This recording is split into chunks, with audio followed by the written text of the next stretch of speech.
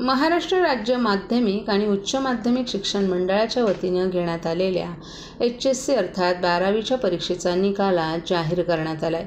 यंदा 12वीचा निकाल 93.37% इतका लागला आहे। सर्वाधिक म्हणजे 97.51% निकाल कोकण विभागाचा तर मुंबई विभागाचा सर्वात कमी म्हणजेच 91.95% इतका निकाल लागला आहे। राज्य मंडळाचे अध्यक्ष शरद गोसावी यांनी एका पत्रकार परिषदेत हा निकाल जाहीर झाल्याची घोषणा केली। मंडळाच्या सचिव अनुराधा ओक आणि माणिक बांगरही उपस्थित होते। यंदा 12वीची परीक्षा 21 फेब्रुवारी ते 23 मार्च दरम्यान घेण्यात आली। यंदा राज्यातील 15 लाखाहून अधिक विद्यार्थ्यांनी या परीक्षेसाठी नोंदणी केली होती। यामध्ये विज्ञान शाखेसाठी सर्वाधिक 7,60,046 विद्यार्थी, कला शाखेसाठी 3,81,982, वाणिज्य शाखेसाठी 3,29,905, व्यावसायिक अभ्यासक्रमासाठी 37,226, ITI साठी 4,750 या विद्यार्थ्यांचा समावेश होता। राज्यातील 3,320 केंद्रांवर ही परीक्षा घेण्यात आली। यंदाच्या निकालात मुलांच्या तुलनेत मुलींच्या उत्तीर्णतेचे प्रमाण जास्त आहे।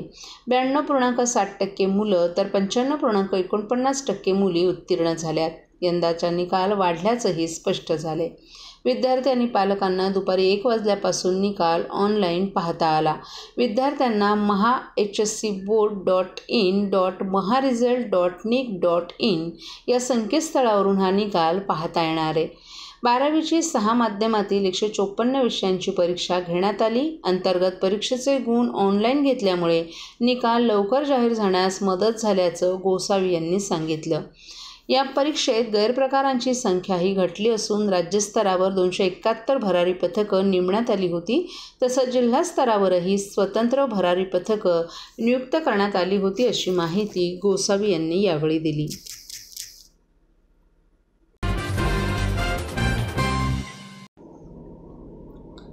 आज सकाळ उजाडलीच ती मध्य रेल्वेची वाहतूक विस्कळीत झाल्याची बातमी घेऊनच। मध्य रेल्वेच्या टिटवाळा ते छत्रपती शिवाजी महाराज टर्मिनसच्या दिशेनं जाणाऱ्या लोकल ट्रेन 20 मिनिटं उशिरानं धावत होत्या।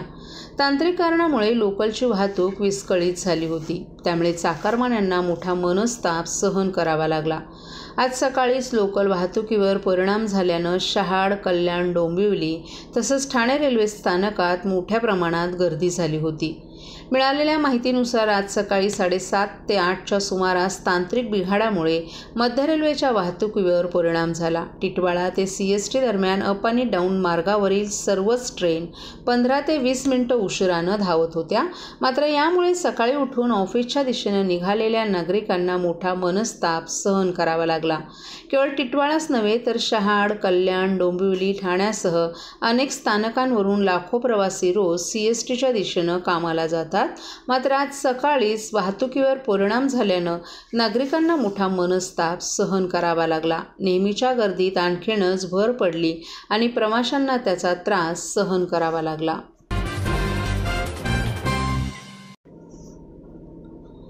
राज्यातील 5व्या टप्प्यात मतदानाची टक्केवारी घटलीये। त्यामागे मतदान प्रक्रियेतील संथपणा कारणीभूत होता का याची चौकशी करण्याचे मुख्यमंत्री एकनाथ शिंदे यांनी राज्याचे मुख्य सचिवांना आदेश दिलेत। मुख्यमंत्री एकनाथ शिंदे यांनी मतदान प्रक्रियेदरम्यान आलेल्या अनेक तक्रारींची गंभीर दखलही घेतली। मतदानाच्या वेळी वृद्ध मतदारांना रांगेचा आणि कडक उन्हाचा, मतदारांना झालेला त्रास, त्यामुळे मतदानावर झालेला परिणाम यांची सविस्तर चौकशी करण्याचे मुख्यमंत्री एकनाथ शिंदे यांनी मुख्य सचिव करीर यांना आदेश दिलेत। 5व्या टप्प्यातील मतदान प्रक्रियेची प्रशासनानं पुरेशी काळजी घेतली नव्हती का? मतदान टक्केवारी कमी का झाली? प्रशासन कुठे कमी पडलं? याची तात्काळ चौकशी करण्याचे मुख्यमंत्र्यांनी आदेश दिलेत। काल राज्यात 5व्या टप्प्यातील मतदान प्रक्रिया पार पडली। या दिवशी राज्यातील एकूण 13 लोकसभा मतदारसंघांमध्ये मतदान झालं। मुंबईतील 6 मतदारसंघातील मतदान चर्चेचा विषय ठरलं, कारण अनेक मतदान केंद्रांमध्ये प्रशासनाचा ढिसाळ कारभार पाहायला मिळाला। अनेक ठिकाणी EVM मशीनमध्ये बिघाडही झाला होता। तसंच संथ गतीनं रांग पुढे जात होती। याची दखल सरकारकडून घेण्यात आली आहे।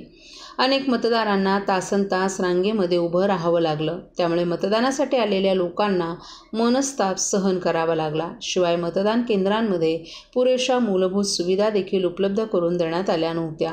अनेक ठिकाणी वृद्धांसाठी विशेष व्यवस्था नव्हती. त्यामुळं मतदारांना त्रासाला सामोरं जावं लागलं. याशिवाय मुंबईत उष्मा मांडला होता, प्रशासनानं त्यासाठी तयारी केली नव्हती का, असा सवालही आता उपस्थित होत आहे.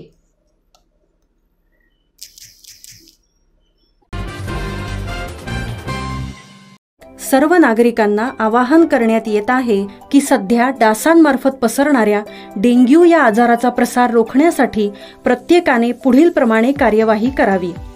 डेंग्यू आजार एडिस इजिप्ती हा डास चावल्याने होतो. या डासांची पैदास साचलेल्या किंवा साचवलेल्या स्वच्छ पाण्यामध्ये होते. 8 दिवसांपेक्षा जास्त दिवस पाणी उघडे व साचून राहिल्यास त्यात डास अंडी घालतात. अंड्यांच्या अळ्या तयार होऊन पुढे डास तयार होतात.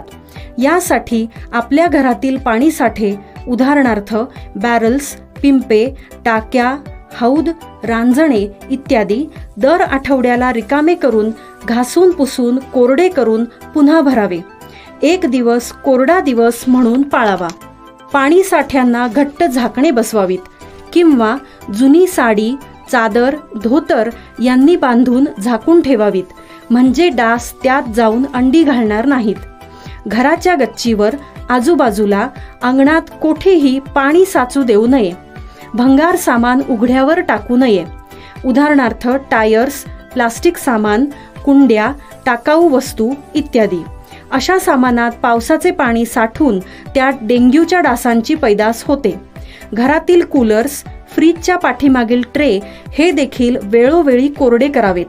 लक्षात ठेवा, नुसत्या फवारणीने डास घनता कमी होत नाही, तर त्यासाठी डास पैदास ठिकाणे नष्ट करणे ही आपल्या सर्वांची जबाबदारी आहे.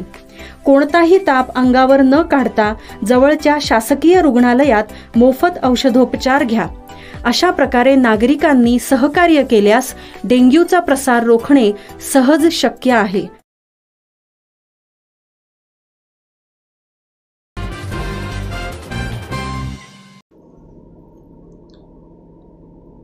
पाचव्या टप्प्यात ठाणे लोकसभा मतदारसंघात काल मतदान प्रक्रिया पार पडली. याच दरम्यान ठाणे विधानसभा मतदारसंघातील मतदान केंद्र क्रमांक 273 मध्ये एक मतदार मतदान करण्यासाठी गेलेला असताना त्याच ठिकाणी दुसऱ्या व्यक्तीनं मतदान केल्याचं केंद्र अध्यक्ष यांच्या निदर्शनास आलं.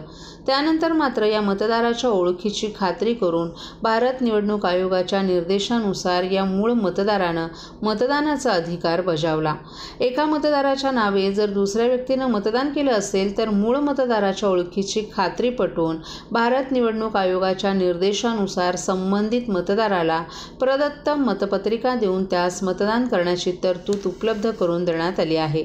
त्यानुसार ठाणे लोकसभा मतदारसंघातील ठाणे विधानसभेच्या केंद्र क्रमांक 273 वर झालेल्या प्रकारानंतर ओळखीची खात्री पटवल्यानंतरच मूळ मतदारानं प्रदत्त मतपत्रिका भरून मतदानाचा अधिकार बजावला असल्याचं निवडणूक निर्णय अधिकारी उर्मिला पाटील यांनी सांगितलं. नमस्कार, माझं नाव भरत दामजी बौवा. मी रहिवासी आहे ठाण्याचा जोशीवाडा चरई. आज सकाळी 20 मे रोजी मतदान सेंटरवर मी मत करायला आलेलो. माझा मतदान सेंटर आहे saint John school, room number 35 मध्ये माझा मतदानचा हे होता. जेव्हा मी रांगेत उभो होतो, माझा जेव्हा नंबर आला तेव्हा बघितलं तर ऑलरेडी माझा नावावर मत झालेला होता.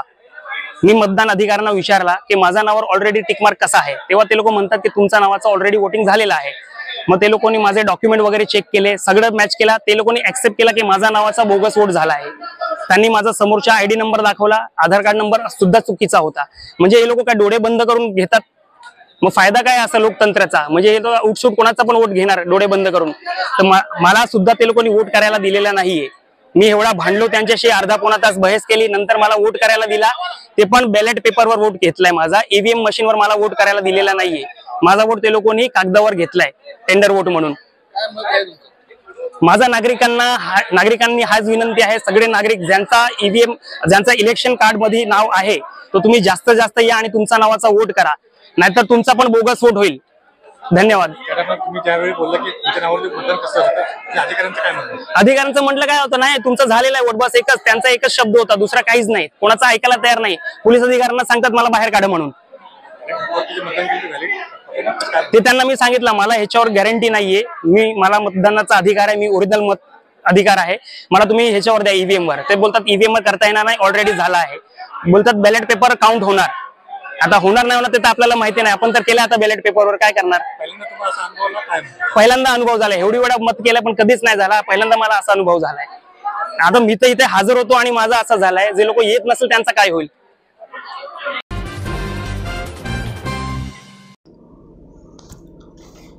ठाणे महापालिकेचा उफराटा कारभार पुन्हा एकदा समोर आलाय. आधीच महापालिकेची आर्थिक स्थिती कमकुवत असताना बेकायदा बांधकामं प्रशासनाची डोकेदुखी ठरत आहे. त्यातच बेकायदा बांधकामांवरील कारवाईसाठी 41 कोटींचा खर्च पालिका प्रशासनानं केलाय. तर या अनधिकृत बांधकाम विरोधी मोहिमेतून अवघे 7 कोटी 80 लाख रुपयाची वसुली झाली आहे. दरम्यान कारवाईच्या उत्पन्नामधून मिळणाऱ्या पैशांपेक्षा 4 पट जास्त खर्च होत असल्यानं पालिकेच्या भ्रष्ट अधिकाऱ्यांवर फौजदारी गुन्हे दाखल करण्याची मागणी राष्ट्रवादी काँग्रेस शरद पवार पक्षाचे माजी नगरसेवक हिरा पाटील यांनी आयुक्तांकडे केली आहे. महापालिका हद्दीत बेकायदा बांधकामांचा प्रश्न नेहमी चर्चेचा विषय बनतो. अधिकृत बांधकामांवरील कारवाईसाठी पालिका प्रशासनाला करोडो रुपये खर्च करावे लागतात. हा पैसा सर्वसामान्य नागरिकांच्या कररूपी उत्पन्नामधून आलेल्या पैशांतून होत असल्यानं उत्पन्न कमी आणि खर्च जास्त असं चित्र अर्थसंकल्पामध्ये दिसून येते. अनधिकृत बांधकामांबाबतची बरीच प्रकरणं उच्च न्यायालयात निकाली आहेत, तर प्रकरणं सुरू आहेत.